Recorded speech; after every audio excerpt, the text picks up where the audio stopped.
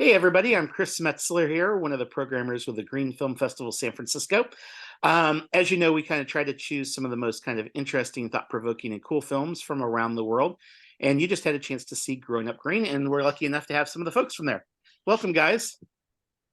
Hi, If you could, Chris. Hello. Hi if, there. if you Hi, could from introduce Scotland. yourselves from Scotland, yes. Yes. Maria, do you want to introduce yourself? Yeah, sure. I'm Maria Craig, and I'm the director and producer of the 28-minute film Growing Up Green. And Callum?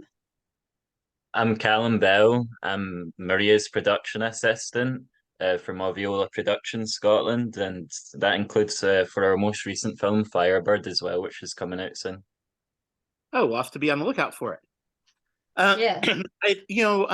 what was the kind of the genesis of the idea for the film in the sense that you knew that you wanted to kind of pick up the camera and tell the story? Well, the Findhorn Foundation and the Findhorn community in Scotland is one of the oldest eco-villages in the world, actually. It's 60 years old now, the most sustained. And I've been living around there for about 40 years, off and on. And people are very curious about the community. And they often ask the question, what is it like to be born into a community like that? And what is it like to grow up there? Are these children different? What's different about them? What are their experiences? And how does it shape their reality or their choices in the world? So I happen to know a few of those children who were born in Findhorn, and I've known them since two of them since they were babies. So I asked them if they wouldn't mind answering those questions for us. And it so happened that it coincided with the World Conference going on, the international conference, climate change conference that was actually in Glasgow 2 years ago. And everyone from all around the world, including your president, was there. And BBC Scotland wanted to showcase some green stories throughout Scotland. And my story just happened to fit into the theme for that year. Very nice. And as you guys went about, kind of creating the story, was there anything that kind of surprised you about some of the things that people shared that were different than what you expected? Um, Not really for me, but I think that it might be different for the viewers, because I think that the viewers might have had the idea that growing up in a community like that, quite isolated, that you become a hippie chick, or that you're someone who's very different from and haven't got your feet on the ground. And I think the film showed that, wow, these three young people really have got their feet in the ground. They're very centered and they're very international, very connected to the outer world. So that wasn't a surprise for me at all, but I think it might be a surprise for the audience. Callum, what do you think? Callum actually, as a young person, has lived there for a couple of years, so he might have something to say about what it's like to grow up there or to live there. Oh, so before I ever moved there, up in the Highlands in the eco village, I'd always lived in cities before. And I Mm. guess I was very surprised in the ways that Maria was describing because the people there, they do have a very like international global outlook.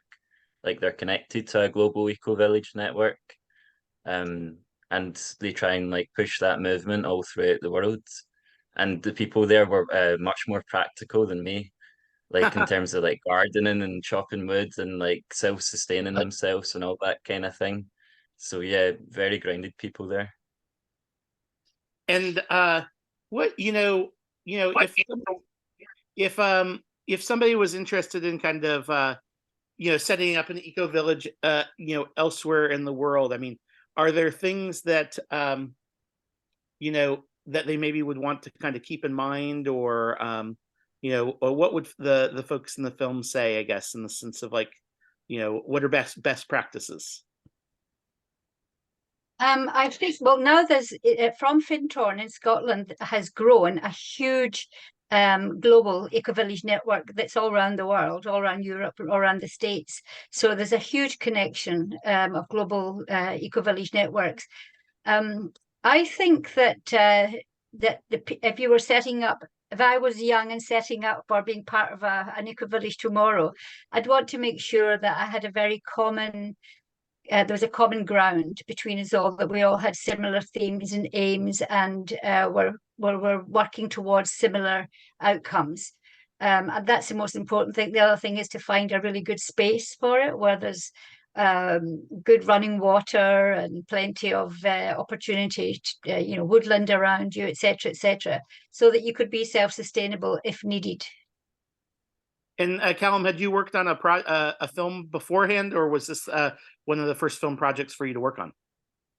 I'd worked on short films before, but working with Maria, that's been my first chance to work in like longer form films, and especially recently on a feature film. So, I mean, I've always wanted to work in filmmaking. It's really a dream come true for me.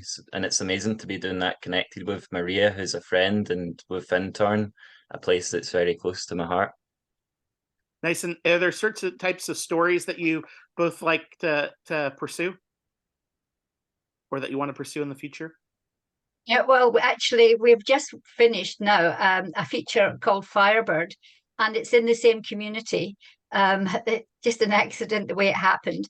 But that story, that's a story about how the community has been, the challenges have gone through over the past few years. I mean, they were really hit by Brexit, by COVID pandemic, by economic downturn, like everywhere else in the world. And it's had a huge impact on the community in every way, physically, emotionally, financially. And they also had a fire that was arson, set alight, but that was set alight by one of their own. So they've had huge challenges over the last few years. So, and they were celebrating their 60th anniversary. So against the backdrop of all these challenges, so we told the story of what that was like over the last few years from individuals' perspectives. Nice. And I assume the folks in the village have seen the film. What were their reactions? They have. They did. They saw it just a few weeks ago, and there's a 300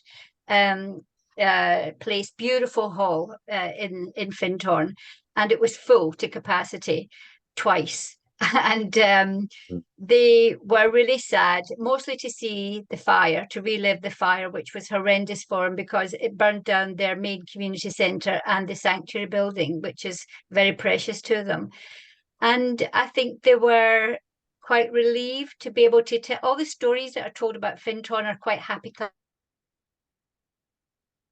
But I think they were quite relieved to see themselves in a truer light, a real story about themselves, coming from a place of truth and honesty and authenticity and huge vulnerability. So I think they were just quite honoured to be able to share that story. What do you think, Callum? Well, there was a lot of tears in that cinema hall, and then when it ended, you got a standing ovation, which was really amazing. And we were worried about how the film was going to land because it did go through a lot of difficult emotions and dramas and conflicts that had happened in that place. But the film just came across as very honest to people, and I think it struck a good chord. So I'm hoping that, the film had a healing effect in the community there. So I'm hoping that it has a sort of healing effect in other communities around the world. People that are going through similar difficult things, with COVID, with the change of the world recently, with the cost of living crisis. So I'm hoping that people will be able to relate to the film and it can have the same effect elsewhere. Beautiful statement. Well, thanks again for making the film, everybody. And I really appreciate you being here, Maria and Callum. Have a great day. And you. Thank you for having us. Thank you, Chris. Thank you. Thanks, San Yes, Francisco. bye-bye.